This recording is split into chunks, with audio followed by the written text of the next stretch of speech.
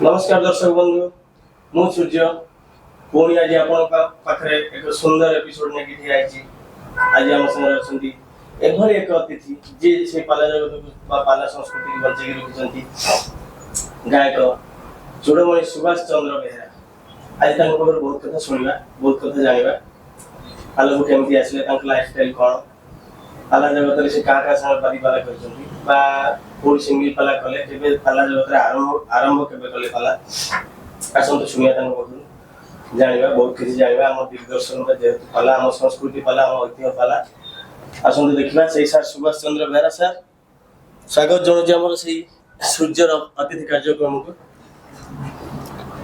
नमस्कार सर। नमस्कार। वंदे उमापति सुरगुरु वंदे जगत कारण वंदे पन्नभूषण मृगधर वंदे पशुनपति वंदे बन्ही सुशांक नयन वंदे मुकुंद प्रिय वंदे भक्त जनाशंग वंदे शिव शंकराय। जहा हो आपणकर गोपाल जी जियो टीवी चैनल रे मु आज बहुत धन्य मन करुच्ची ये सुजोगटी पाई।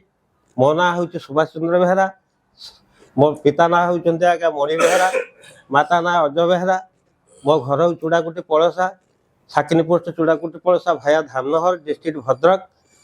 मोर पिन नंबर है 756117। जहा हूँ मत ये डाकी मुझे बाबद आपको किसी कहवाई चाहूँगी। मु पाला आरंभ कली जे पाला आरंभ कली से मु बहु गायक पाखे पाली देची से पाला आगे मु पाली देली पाली देला परे किंतु पाला मु आरंभ कली किंतु आमर प्रशिक्षण केंद्र थिला धामनर रे 79 मसीह पाला मु आरंभ कली।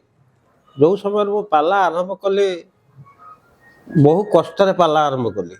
बहु कष्ट कला परे सेतबेले बहुत आम दरिद्र अवस्था थिलु किंतु आम घरे जदि कहीं राजी नथिले मोर मनटा थिला मु किपरि पालाटा सक्सेसफुल करैबे आ मु पाला गाइले समाज रे मते चिन्हिबे समाज रे लोक माने मते भल पाइबे माने आपन पाला प्रति उत्साह थिला। पाला मोर बहुत उत्साह थिला पाला गाइबा पाई किंतु मु कौनसी कथा दुख दुर्दशा को दूरीकरण करी किंतु मु पालाटा को आरंभ करिथिले।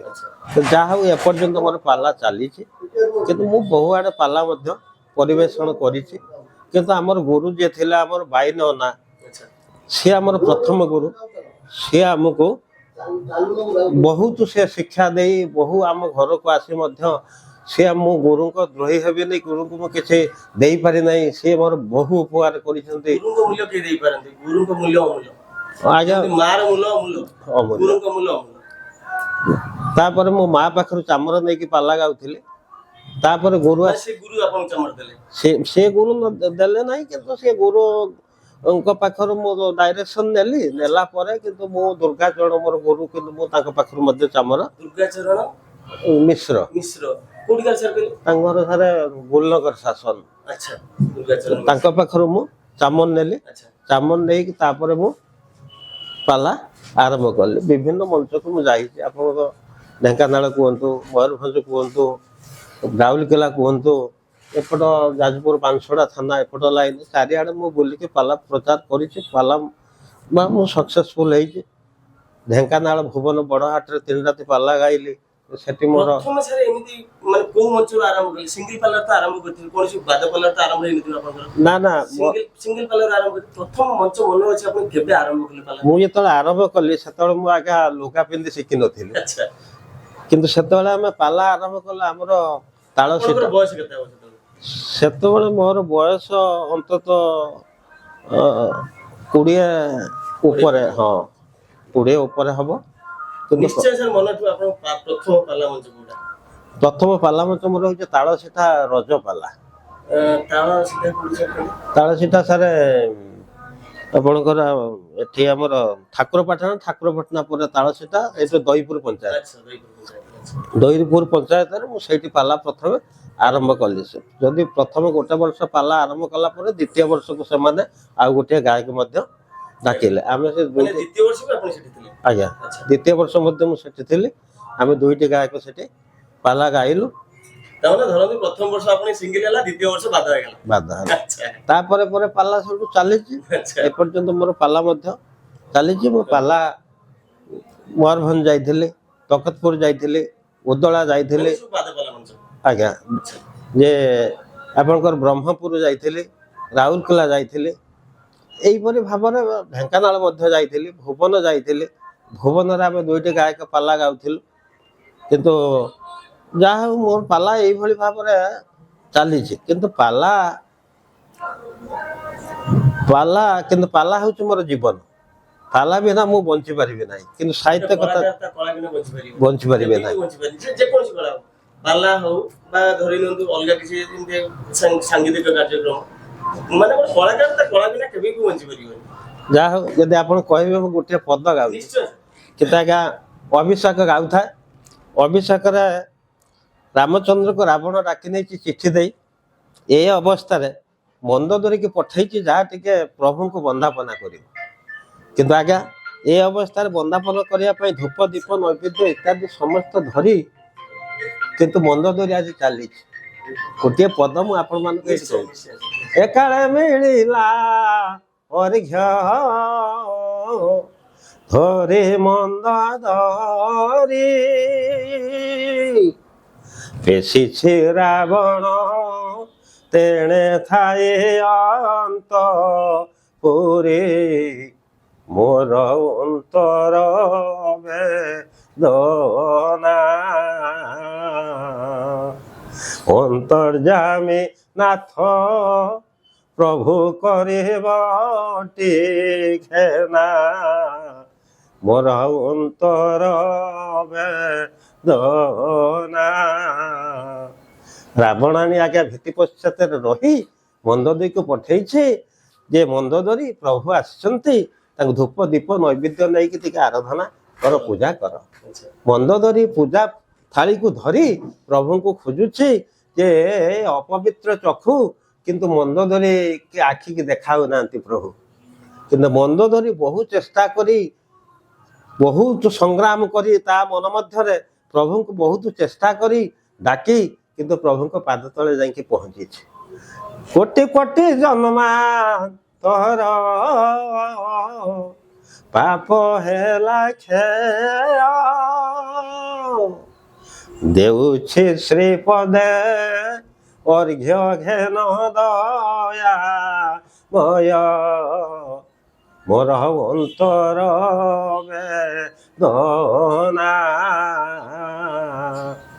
ଅନ୍ତର୍ଯାମୀ ପ୍ରଭୁ ମୋର କରିବ ଟିକେନା, ମୋର ଅନ୍ତର। ଆଚ୍ଛା ସାର୍, ବର୍ତ୍ତମାନ ସମୟରେ ବର୍ତ୍ତମାନ ଯୁଗରେ ଯୁବପିଢି ମାନେ ଯୋଉଭଳିଆ ପାଲାଠୁ ଦୂରଉଛନ୍ତି, ଆଜ୍ଞା ବର୍ତ୍ତମାନ ଆପଣ ଦେଖନ୍ତୁ ଯାତ୍ରା ହଉ, ମେଲୋଡି ହଉ, ଏଇଗୁଡାକୁ ଯୁବପିଢି ମାନେ ବେଶୀ ପସନ୍ଦ କରୁଛନ୍ତି। ପାଲା ଯୋଉଠି ପାଲା ନାଁ ଶୁଣିଲା ମାନେ ବା ପାଲା ବାଲାଙ୍କୁ ଦେଖିଲା ମାନେ ବି ସେମାନେ କମେଣ୍ଟ କରୁଛନ୍ତି। ଆଜ୍ଞା ପାଲା ବାଲା ଯାଉଥିବେ ଏମିତି ଦେଖିକି, ତାଙ୍କୁ ପାଲା ବାଲା ସିମ୍ବଲ କହ ଯେ ଫୋନ ଜଣେ ଯିଏ ପକେଇଥାଏ ପାଲା ବାଲା ଯାଉଛନ୍ତି, ହଁ ତାଙ୍କୁ ଦେଖେ ହାୟ ହାୟ ଇଏ। ଆପଣଙ୍କ ଯୁବପିଢିଙ୍କ ଉପରେ ମତ କଣ? ପାଲା ସେମାନେ ବୁଝିପାରୁନାହାନ୍ତି। ପାଲାଟା ହେଲା ଗୋଟିଏ ବେଦେ ରାମାୟଣ ଶୈବ ପୁରାଣେ ଭାରତ ତଥା ଆଦ୍ୟଚାନ୍ତେ ମଧ୍ୟଚାନ୍ତେ ହରି ସର୍ବତୃତୀୟ। କିନ୍ତୁ ଆଜ୍ଞା ପାଲା ଏଭଳି ଗୋଟେ ଜିନିଷ, ପା ଓ ଲା, ପାରେ ପାଇବା, ଲାରେ ଲାଭ, ଇଏ ମିଶିକି ହେଲା ପାଲା। ପାଲା ଦେଖିକି ବୟସ୍କ ଲୋକମାନେ ଯାଉଛନ୍ତି। ପାଲାରେ ବିଭିନ୍ନ କବିମାନଙ୍କର କଥା ଆଲୋଚନା ହେଉଛି, ଠାକୁରଙ୍କ କଥା ଆଲୋଚନା ହେଉଛି। କିନ୍ତୁ ପାଲା ଏଭଳି ଗୋଟେ ଆମର ସଂସ୍କୃତି, ଆମର ଐତିହ୍ୟ ପାଲା। ହଁ, ଏବେ ତ ବହୁତ ଜିନିଷ ଲୁଚିକି ଅଛି, ବହୁତ ଜିନିଷ ଲୁଚିକି ଅଛି। ଜାଣିନାହାନ୍ତି। ଆମେ ମାନେ ବୟସ୍କ ଲୋକଙ୍କଠୁ ଜାଣୁଛନ୍ତି, ଯେତେବେଳେ ଆମ ଜେଜେବାପା ଜେଜେମା କଥା କହନ୍ତି ଆମେ ପଚାରି ବୁଝନ୍ତି, ଗପ ଶୁଣନ୍ତି ବା ପୌରାଣିକ କାହାଣୀ କିଛି କୁହନ୍ତି, ତାଙ୍କ ପାଖକୁ ଶୁଣିକି ଶିଖନ୍ତି। କିନ୍ତୁ ସେଇ ଶିକ୍ଷା ମନୋବୃତ୍ତି ବର୍ତ୍ତମାନ ସେ ଯୁବପିଢି ପାଖରେ ନାହିଁ। ସେମାନେ ଆଧ୍ୟାତ୍ମିକ ଚିନ୍ତାକୁ ଜଳାଞ୍ଜଳି ଦେଇ ଭୌତିକ ସୁଖରେ ସମସ୍ତେ ମାତିଛନ୍ତି। ପିଲାମାନେ ପାଶ୍ଚାତ୍ୟ ଦେଶର ସଂସ୍କୃତି ବେଶୀ ଆମେ ଫଲୋ କରୁଛନ୍ତି, ଆମ ନିଜ ସଂସ୍କୃତି ଆମେ ଭୁଲି ଯାଉଛନ୍ତି। ଆଜ୍ଞା, କିନ୍ତୁ ପାଲାରେ ଯୋଉ ଶୋଳ୍କରେ ପିଲାମାନେ କିଛି ବୁଝିପାରୁନାହାନ୍ତି। ଯୋଉମାନେ ଜ୍ଞାନୀ ପିଲା ସେମାନେ କିଛି ବୁଝିପାରୁଛନ୍ତି, ନହେଲେ ଯେ ପାଲା କଥା କହିଲେ ଆଜ୍ଞା ସେ ପାଲାକୁ ଯିବ ନାହିଁ, କିନ୍ତୁ ସିଏ ସେଠିକି ଯିବ ନାହିଁ। ମୁଁ ଗୋଟିଏ ଶ୍ଳୋକ ଆପଣଙ୍କୁ ଏଇଠି ଛୋଟିଆ କଥାଟିଏ କହୁଛି।